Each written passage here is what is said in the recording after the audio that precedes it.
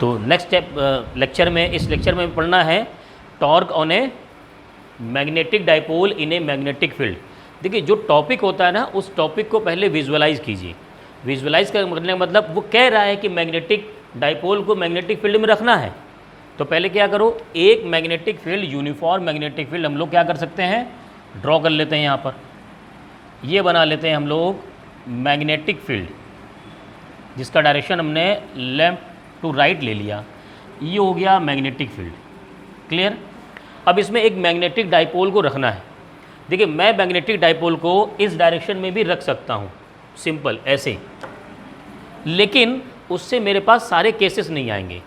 समझो, सारे केसेस का मतलब क्या होता है कि हम फर्श अपने घर का जब बनाते हैं तो सारे केस लेके चलते हैं कि जब मैं चलूँगा तो फिसलूँगा कि नहीं फिसलूँगा, मेरे घर का छोटा बच्चा चलेगा तो वो फिसलेगा कि नहीं फिसलेगा। उस केस को भी हो सकता है मियाँ बीवी मकान बना रहे हों, हस्बैंड वाइफ, और उनके पास बच्चा ना हो भी, लेकिन वो केस कंसिडर करके चलेंगे कि अगर बच्चा होगा तो वो फिसल जाएगा पानी में। तो फर्श ऐसा बनाना है ताकि उसमें फ्रिक्शन हो। बात समझ में आ रही। इसीलिए हम लोग इस डाइपोल को, मैग्नेटिक डाइपोल को ऐसे नहीं रखेंगे।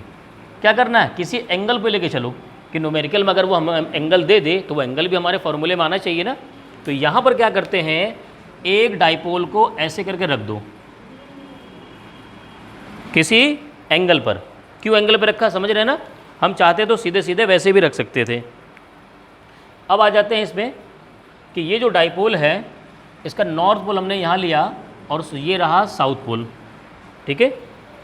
और इस डाइपोल का जो लेंथ है वो 2L है। क्लियर। और ये जो डाइपोल है ये यहाँ से हॉरिजॉन्टल लाइन से थीटा एंगल बनाते हुए हमने रख लिया। अब मैंने आपको कहा था कि ये जो डाइपोल होता है, सॉरी, ये जो मैग्नेट बार होता है, इसकी जो पोल होती है उसको हम एज ए चार्ज की तरह लेते हैं। और नॉर्थ पोल को पॉजिटिव या नेगेटिव क्या चार्ज लेते हैं, पॉजिटिव, और साउथ पोल को नेगेटिव। तो जब पॉजिटिव चार्ज किसी फील्ड में रखा जाता है तो उस पर फोर्स लगता है। फोर्स का डायरेक्शन क्या होता है, फोर्स का डायरेक्शन होता है, जो फील्ड का डायरेक्शन होगा वही फोर्स का डायरेक्शन हो जाएगा। बात समझ में आ रही। यानी इस नॉर्थ पोल को हम as a positive charge consider करें और पॉजिटिव चार्ज पर जो फील्ड के अंदर फोर्स लगता है। बात समझो, फील्ड क्या है, फील्ड है जंगल में बैठा हुआ शेर, उसका अपना एक फील्ड है। उस फील्ड में आप गए तो आपके ऊपर क्या लगेगा, फोर्स लगेगा। तो ये रहा फील्ड, फील्ड में ये रहा पोल स्ट्रेंथ। पोल स्ट्रेंथ क्या है, एज ए चार्ज है। अब इस चार्ज पर फोर्स लगेगा। फोर्स का डायरेक्शन दो हो सकता है, आइदर इस डायरेक्शन में या इसके अपोजिट में। पॉजिटिव में फील्ड के डायरेक्शन में फोर्स लगता है और नेगेटिव चार्ज पर फील्ड के अपोजिट डायरेक्शन में। यानी यहाँ पर जो फोर्स लगेगा वो इस डायरेक्शन में लगेगा और इस पोल पर जो फील्ड फोर्स लगेगा वो इस डायरेक्शन में लगेगा। ये बात क्लियर हो गई। अब फोर्स की वैल्यू कितनी होगी, जैसे हम इलेक्ट्रिक फील्ड में पढ़ते थे ना, force on A charge particle in A electric field क्या होता है, F = Q × E, charge into electric field. वैसे यहाँ होगा QM × B, सिंपल वैसे ही। तो यानी यहाँ पर मैं लिख सकता हूँ फोर्स ऑन नॉर्थ पोल क्या हो जाएगा, QM × B, और किस डायरेक्शन में है, अलोंग B के डायरेक्शन में। यानी यहाँ पर है QM × B, ये फोर्स की वैल्यू हो गई। ऐसे ही फोर्स, भाई नोट ना कीजिए, पहले समझिए, साउथ पोल क्या होगा, वही होगा QM × B, लेकिन इसका डायरेक्शन क्या है, अपोजिट टू B। यहाँ हो जाएगा अपोजिट ऑफ B। बात समझ में आई भाई सबको। यहाँ हो गया QM B। इलेक्ट्रिक फील्ड में अगर होता तो क्या होता, Q × E, वहाँ इलेक्ट्रिक फील्ड होता है, यहाँ B है। क्लियर। अब देखो बात समझो, ये रहा एक पोल, इस पर मैंने इधर फोर्स लगाया और इस यहाँ पर इधर फोर्स लगाया। जब ऐसे फोर्स लगाऊंगा तो क्या होगा, घूमेगा ना। देखो ये इसको घुमा रहा, ऐसे करके घुमाएगा। अब जब घुमाएगा तो दो फोर्स अगर लगे कहीं पर, दो फोर्स लग रहे हो और दोनों फोर्स की वैल्यू सेम हो, मैग्नीट्यूड क्या हो, सेम हो, लेकिन डायरेक्शन अपोजिट हो, तो वो प्रोड्यूस करते हैं कपल। क्या प्रोड्यूस करते हैं? कपल। कपल जो होता है ना करीब करीब सेम एज में बनता है। 70 साल में और 15 साल वाले में कपल नहीं बनता। पार्क में देखा कभी? पार्क में देखा कभी? शादी हो जाती है, कपल नहीं बनते ना। तो यहाँ पर जो कपल बनना है क्या होता है? कपल का बेसिक रूल सेम मैग्नीट्यूड होना चाहिए, अपोजिट डायरेक्शन होना चाहिए। तो ये हो गया सेम मैग्नीट्यूड और अपोजिट डायरेक्शन। तो यहाँ पर जो इस कपल की वजह से क्या होगा, ये रोटेट कर जाएगा। रोटेट क्यों करेगा? क्योंकि यहाँ टॉर्क प्रोड्यूस होगा। क्या प्रोड्यूस होगा? टॉर्क। अब टॉर्क का फॉर्मूला क्या होता है? Force into perpendicular distance. Force into, और मोमेंट का फॉर्मूला वो भी सेम होता है, फोर्स इनटू परपेंडिकुलर। दोनों का यूनिट भी सेम होगा, तो डिफरेंस क्या है? हाँ, मोमेंट क्या हो गया? देखो देखो मोमेंट को समझो। मोमेंट का मतलब मैंने यहाँ से इसको फिक्स किया, यहाँ से फोर्स लगाया, तो ये फोर्स इनटू परपेंडिकुलर डिस्टेंस, ये हो गया मोमेंट। ये इसको टर्न कर देगा। टॉर्क का मतलब हुआ ये मैंने इसको फिक्स किया और मैं इस तरीके से रोटेट कर रहा हूँ। तो यहाँ पर भी फोर्स इसके टेंजेंशियल लगा और इस एक्सिस के अबाउट ये रोटेट कर रहा है ना, तो ये जो रेडियल डिस्टेंस है ये परपेंडिकुलर डिस्टेंस हो गई। तो यहाँ पर भी फोर्स इनटू परपेंडिकुलर डिस्टेंस, लेकिन ये ट्विस्टिंग इफेक्ट प्रोड्यूस कर रहा, और वो मोमेंट क्या कर रहा है? Turning effect. तो मोमेंट और टॉर्क में ये डिफरेंस है ना। दोनों का फॉर्मूला लेकिन सेम होता है। तो यहाँ पर जो टॉर्क लग रहा है वो उस टॉर्क की वैल्यू क्या होगी? Torque is equal to force into perpendicular distance. अब फोर्स की वैल्यू कोई एक की वैल्यू रख दीजिए। फोर्स क्या हो गया? QMB। परपेंडिकुलर डिस्टेंस कितना होगा? कोई बता सकता है? देखो बात समझो, जब डिस्टेंस की बात आए और वही परपेंडिकुलर, दो लाइन के बीच में फोर्स या ना लाइन है ना, इस लाइन और इस लाइन के बीच में परपेंडिकुलर डिस्टेंस निकालना है, तो दोनों लाइन को एक्सटेंड करो, बढ़ाओ। क्या करो? एक्सटेंड कर दो। तो मैं क्या करता हूँ, इसको मैंने यहाँ से बढ़ा दिया और इसको मैंने यहाँ से बढ़ा दिया, ये तो बढ़ा हुआ पूरा। अब देखो दो लाइन बन गई, एक लाइन ये है, एक लाइन ये है, दिख रही है? पैरेलल हो गई। इन दोनों के बीच की परपेंडिकुलर डिस्टेंस कौन सी होगी? कोई ये वाली लाइन होगी। बात समझ में आ रही? यानी यहाँ पर हम क्या कर सकते हैं, ये जो लाइन है ये होगा इसका परपेंडिकुलर डिस्टेंस। इसको मान लो हम लिख देते हैं ND। ND is the perpendicular distance. बात समझ में आया? फोर्स को क्या करना है? एक्सटेंड करना है। फोर्स को क्या करना है? एक्सटेंड करना है, और दो लाइन बना लेनी है कहीं पर भी। और जब दो लाइन बन जाए, अब उनके बीच की परपेंडिकुलर डिस्टेंस देखो, यानी यहाँ पर 90 डिग्री का। तो अक्सर स्टूडेंट कंफ्यूज होते हैं, ये लिख देते हैं परपेंडिकुलर डिस्टेंस, हमें ये लेना है। अब इसकी वैल्यू कैसे फाइंड करेंगे? देखो यहीं पर ट्रायंगल से पता कर लेते हैं, ध्यान से देखना। यहाँ पर क्या होगा, इस ट्रायंगल में आ जाओ, हमें ये पता करना है ना, और ये है थीटा। तो साइन कॉस टेन में से क्या लगाएं कि ये शामिल हो उसमें? साइन, क्योंकि साइन में आता है परपेंडिकुलर अपॉन हाइपोटेन्यूज, साइन में आता है। और परपेंडिकुलर कैसे पता चलता है? एंगल के सामने। यानी हम लगा देंगे साइन थीटा इस ट्रायंगल में, sine theta is equal to perpendicular upon hypotenuse. तो ये हो जाएगा ND अपॉन क्या होगा? 2L। तो यहाँ से ND की वैल्यू क्या आ गई? 2L sine theta. बहुत आसानी से। अच्छा, इसकी वैल्यू क्या आ सकती है? अरे 2L कॉस थीटा, उससे आसान मैं बता रहा हूँ। ट्रायंगल न लगा सको ना सो, कंपोनेंट बनाना सिखाया था अपने राइट में और लेफ्ट में, राइट में और लेफ्ट में। और एंगल किधर होता है? जिधर एंगल उधर कॉस। देखो अगर इसको तुम अपने राइट में और लेफ्ट में तोड़ो तो इधर वाला क्या आएगा? 2L कॉस थीटा, और इधर वाला क्या आएगा? 2L sine theta. यही तो 2L साइन थीटा इधर है। बात समझ में आ गई? दोनों तरीके से कर सकते हैं। चलो यहाँ हो गया 2L साइन थीटा।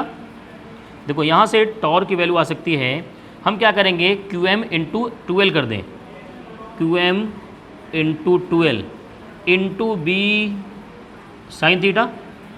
क्या आ गया? QM इंटू 2L क्या बन सकता है? हाँ M, तो ये आ गया MB sine theta, MB sine theta. तो टॉर्क की वैल्यू क्या आ रही है? MB sine theta. क्लियर, यहाँ तक समझ में आया सबको? अब देखो एक बात बताओ, क्या m वेक्टर है? m वेक्टर है, पहले पढ़ चुके हैं। b वेक्टर है और टॉर्क टाउ वेक्टर है। तो जब वेक्टर को वेक्टर से मल्टीप्लाई किया जाए और रिजल्टेंट वेक्टर आए तो क्रॉस प्रोडक्ट या डॉट प्रोडक्ट? बहुत बार बता चुका हूँ, क्रॉस प्रोडक्ट, सही बताया। हाँ, यानी यहाँ होगा tau is equal to m cross b। जब वेक्टर को वेक्टर से मल्टीप्लाई किया जाए और रिजल्टेंट वेक्टर आए तो क्या होता है? Cross product. अभी डॉट प्रोडक्ट भी आगे आएगा तो सीखना वहाँ पर। दूसरी बात, थीटा क्या है? Theta is the angle between m and b। ये जो 12 है ना, वही m है। यही तो होता है negative to positive magnetic moment का डायरेक्शन, s टू n, पढ़ चुके हैं हम लोग। तो यहाँ पर क्या हुआ, ये एक वेक्टर है, ये भी वेक्टर है, टाउ भी वेक्टर है। अब एक बात समझिए, यहाँ पर एक बात समझिए, यहाँ पर टाउ का डायरेक्शन क्या होगा? What is the direction of tau? ना ना ना ना, बड़ा कॉम्प्लिकेटेड है, बड़ा अलग देता है ये। राइट हैंड स्क्रू रूल सुना? राइट हैंड स्क्रू रूल क्या होता है? वो कर लीजिए या स्क्रू रखिए ना, राइट हैंड से लगाइए या स्क्रू रख लीजिए। स्क्रू का काम क्या होता है? मान लीजिए यहाँ क्या है, स्क्रू को लगाया और इसको रोटेट करते हैं, तो स्क्रू का डायरेक्शन क्या होता है? जैसे मैं इसको, ये स्क्रू है, मैं इसको रोटेट करूँगा तो रोटेशनल मोशन तो कर ही रहा है, साथ ही साथ लीनियर मोशन भी करेगा ना। तो मैं अगर इसको क्लॉकवाइज मूव करूँ तो ये क्या अंदर जाएगा, और एंटी क्लॉकवाइज मूव करूँ तो बाहर आएगा। बस समझ लो। क्रॉस प्रोडक्ट में क्या होता है, पहले चेक करोगे क्रॉस के पहले है क्या, m है या b? m है। क्या है? m है। तो यहाँ बना दिया हमने m, उसके बाद क्या है? b। ठीक है, ऐसे बना दो,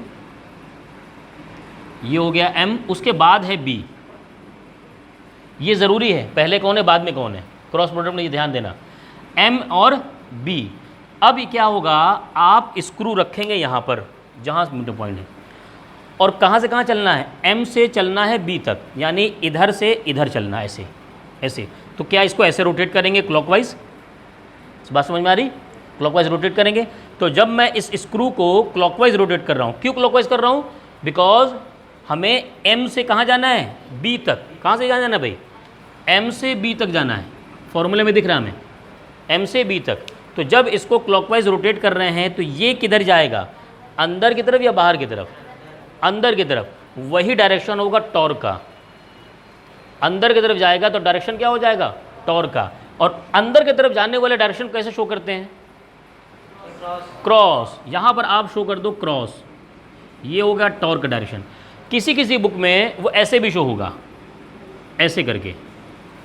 इसका मतलब नीचे नहीं है, इसका मतलब अंदर है, वो शो नहीं कर पा रहे हैं बस। बात समझ में आ रही? तो यहाँ पर अच्छा, राइट, ये स्क्रू रूल जो है ये राइट हैंड से भी लगता है, स्क्रू रूल राइट हैंड से भी लगता है। कैसे? आप यहाँ पर क्या करो, मीटिंग पॉइंट पर थंब रखिए और ये जो 4 फिंगर्स हैं इनको कर्ल कीजिए। किधर? m से लेकर b तक। m से लेकर b तक गए तो ये थंब किधर जा रहा है, अंदर। थंब के अंदर कहाँ जा रहा है, अंदर। और ये थंब रिप्रेजेंट कर देगा डायरेक्शन ऑफ टॉर्क। अगर किसी ने उल्टा ले लिया, उसने m से b न लेकर के b क्रॉस m रख दिया तो गलत हो जाए। कैसे? वो क्या करेगा, यहाँ पर m रखेगा, यहाँ पर b रखेगा और ऐसे लगाएगा, m से लेकर b लेके जाएगा और थंब बाहर कर देगा, तो गलती हो गई वहाँ पर। क्लियर बात समझ में आ गई? तो यहाँ पर क्या हो जाएगा, टॉर्क का डायरेक्शन कैसे पता करना है, स्क्रू रूल से। कैसे पता करना है? स्क्रू रूल से। अच्छा, अब आ जाओ, इसमें कुछ केसेस ले लेते हैं। समझो, कोई भी टॉपिक पढ़िए और पूरा पढ़िए, पूरे एनालिसिस के साथ, ताकि उसमें कोई कन्फ्यूज़न ना रहे, है ना, तब वो क्या होता है, पूरा क्लियर होता है। अब इसमें केस क्या होता है, when theta is equal to 0। Theta is equal to 0 का मतलब क्या हुआ कि इस मैग्नेटिक डाइपोल को हम क्या किए, इसी के पैरेलल में रख दिया। फॉर्मूले में आ जाओ, अगर थीटा इज इक्वल टू 0 है तो साइन थीटा की वैल्यू 0, उस वक्त टाउ की वैल्यू क्या होगी, 0। यानी अगर हम किसी मैग्नेटिक डाइपोल को किसी मैग्नेटिक फील्ड में रखेंगे और वो मैग्नेटिक फील्ड के डायरेक्शन से पैरेलल होगा, उस वक्त लगने वाला टॉर्क कितना होगा, 0। उस वक्त लगने वाला टॉर्क कितना होगा, 0। और दूसरा केस इसी में बन जाता है सेकेंड, अगर क्या होगा theta is equal to 90 degree, उस वक्त देखिए साइन थीटा के वैल्यू 91 मैक्सिमम हो जाएगा। तो यहाँ पर जो टॉर्क आता है वो क्या होता है मैक्सिमम, और वो होता है M B, maximum torque is the M B. अब यही समझिए, मान लीजिए मैंने एक मैग्नेटिक बार लिया, इसको फ्रीली सस्पेंड कर दिया, और मैंने इसको क्या किया, मैग्नेटिक फील्ड के डायरेक्शन से थीटा एंगल पर रख दिया। तो जब मैंने थीटा एंगल पर रख दिया तो क्या इस पर कोई टॉर्क लग रहा है? हाँ लग रहा है। वैल्यू कितनी? M B sine theta.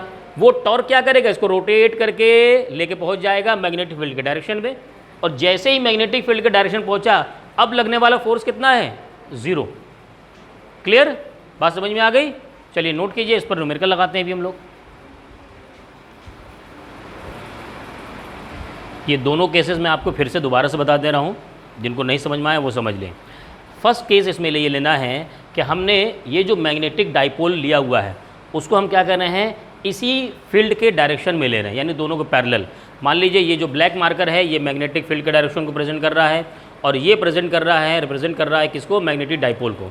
तो दोनों पैरेलल हो गए, तो यहाँ पर एंगल थीटा हो जाएगा 0, साइन थीटा की वैल्यू यहाँ पर रखने पर हो जाएगी 0, और यहाँ पर टॉर्क जो एक्ट करेगा वो 0 एक्ट करेगा। यानी किसी मैग्नेटिक बार को अगर हम किसी मैग्नेटिक फील्ड में रखें और फ्रीली सस्पेंड करें, लेकिन उसका डायरेक्शन मैग्नेटिक फील्ड के डायरेक्शन में हो, उस वक्त लगने वाला टॉर्क 0 होगा।